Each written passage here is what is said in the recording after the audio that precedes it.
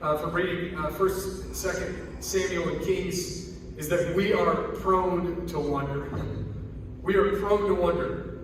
Going back to our passage of Samuel, the Lord said to Samuel, "Obey the voice of the people in all that they say to you, for they have not rejected you, but they have rejected me from being king over them."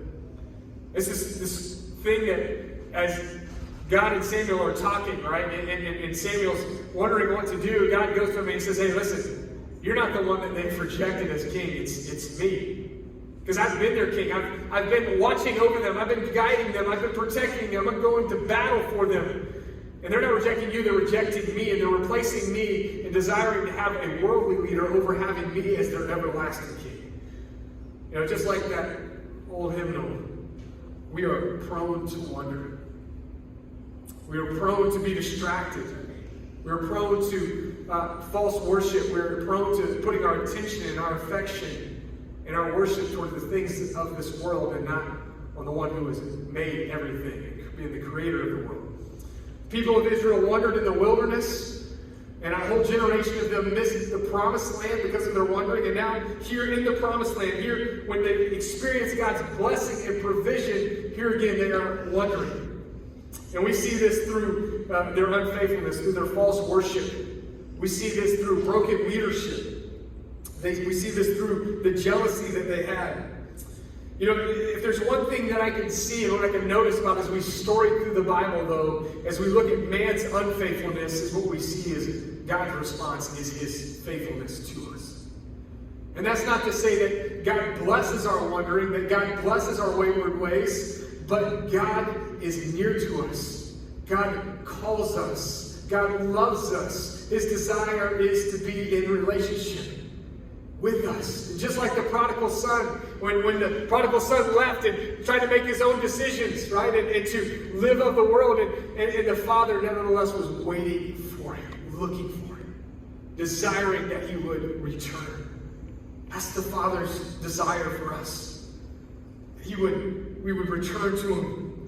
And over we see the story of the kings turning away from God, and God continuously sending prophets, right, to speak the truth, to draw back the people unto God. Over and over again, God reminded the people of Israel of his faithfulness. He tried to bring them back. One of the biggest takeaways is that in our wandering, the Lord is with us. He cares for us. He's near to us. Isaiah 53:6.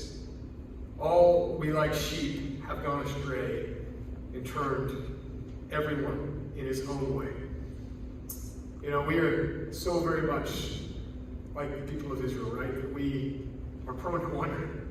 We're prone to lose sight of what's most important in life. Prone to get distracted.